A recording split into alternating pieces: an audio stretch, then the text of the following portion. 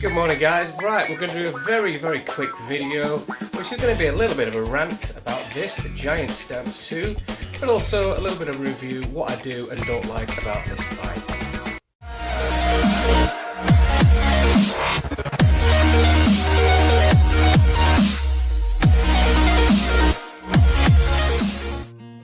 So I'm going to keep this one really short and snappy. I've actually been servicing and converting this bike for a friend to a one-by system. The Giant Stance comes, I think this is a 2018 model, comes by default as a 2-by setup. So very quickly what I've done, I've put a SRAM drivetrain on, that's an 1142 cassette on the back, a 34 tooth Eagle chainring on a GX crankset, but I've put Shimano shifting on, so it's a complete SLX shifting set, derailleur and shifter up front there. Right, why is this a rant video? Mainly, what Giant have done when developing this bike in view of making it compatible with a dropper post, I think somebody at Giant must have been on drugs. This is the hardest bike I've ever had to work on when it comes to servicing and fitting of a dropper post.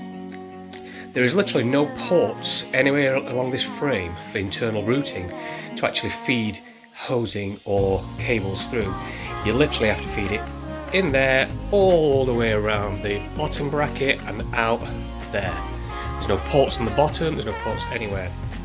Now I actually work in the medical industry and spent many years in radiology with our customers, so I understand how to use a guide wire, how to shape a guide wire and how to manipulate a guide wire.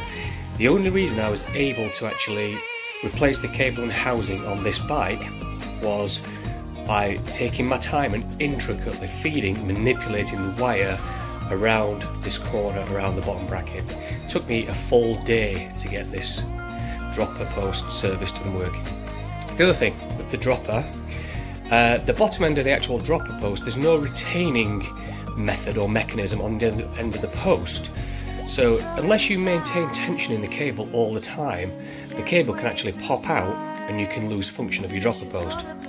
Unlike most others I've seen where the barrel end of the cable is down here, they have some kind of retaining barrel, so that can't happen. So as function starts to get less effective on your dropper post, you just add tension to your cable, resolves it. With this setup, it doesn't work. You've got to get plenty of tension on up front, and you've got to really stay on top of that tension to make sure you don't lose that tension and you don't lose the fitting of the barrel at the bottom end here. Having said that, when it's working well, it's a fantastic dropper post. The speed in which it returns is incredible. It would punch you in the junk a little bit, but if you're familiar with using a dropper post that fast, no problem at all. Right, that's the rant over. What I do like about this bike is, first and foremost, the geometry of the bike. It's designed as a trail bike, it's got a 67.5 head angle and a nice steep seat angle, which inherently makes for a really efficient pedalling bike. So if you're into munching up miles on the trail, this is a great bike for that purpose. It does kind of support something a little bit gnarly, so if you want to do a bit of single track on it, it will absolutely handle that. It's more than capable enough for handling that. What I don't like about this bike, and I guess it depends what you want to ride, what you want to do on your bike, is it doesn't have a through axle on the back. It actually has a dropout on the back. It's Giant's bespoke QR dropout.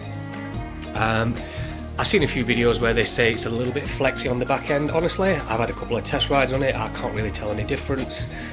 I think if geometry is your thing and you want to kind of eat up those miles on the trail and you're on a certain budget, this bike is a cracking bike for you. If you want to be doing jumps, G-outs, drop-offs, this perhaps isn't the bike for you. But then again, if you're doing that kind of stuff, then you're probably in the 3,000-4,000 price bracket anyway.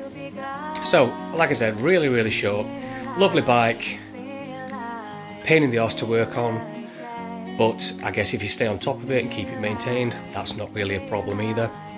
Also, I love the kind of decals on this, the orange and red decals. It's a really nice, flashy looking bike. Also, Giant put an 800mm bar on this bike, which is quite wide for a trail bike, but it really does give you a sense of control and empowerment up front. So there you go, my mini review of the Stance 2, what I like and what I absolutely hate about this bike, which is the working on it, especially working on the dropper post. Sorry it's been a few weeks, but there you go. Right then, I'll catch you in the next one, guys. Sorry, I should have said, if you like the video and you own this bike and you agree or disagree, pop it in the comments below. Otherwise, hit the thumbs up, hit the subscribe, hit the notification for future videos, and I'll catch you in the next one. Cheers, guys.